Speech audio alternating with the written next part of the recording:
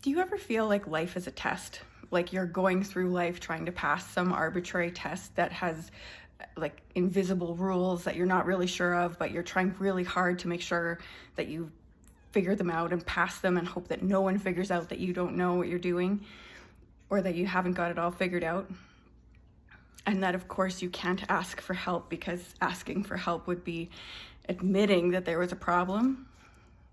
I used to go through my life that way, for sure, to the point that I ended up on a long-term stress leave from my corporate job.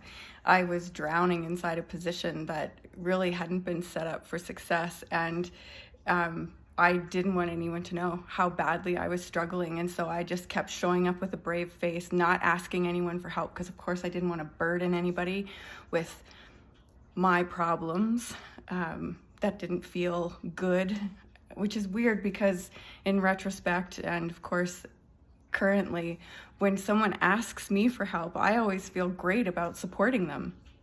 It doesn't feel like a burden to me when people I care about ask me for support, but for a really long time it felt like that was something that I was not really allowed to do.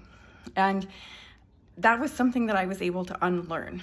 That was part of the programming that goes along with the whole experience of people-pleasing and self-abandonment. You become programmed to not take up space, to not ask for help, to not burden people with needs and what your needs are, not burden people by asking for help.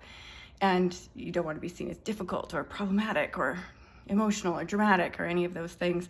And unlearning that is a process.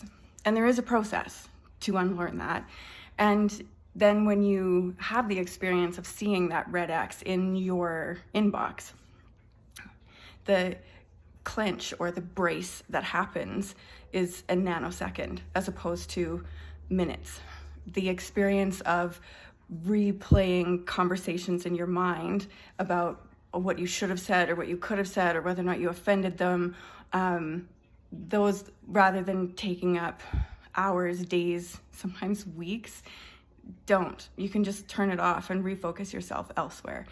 When you go through the process of unprogramming, rewiring, reprogramming your brain to think in a different way, when you normalize thinking in a different way, you can actually have freedom from feeling like life is a test.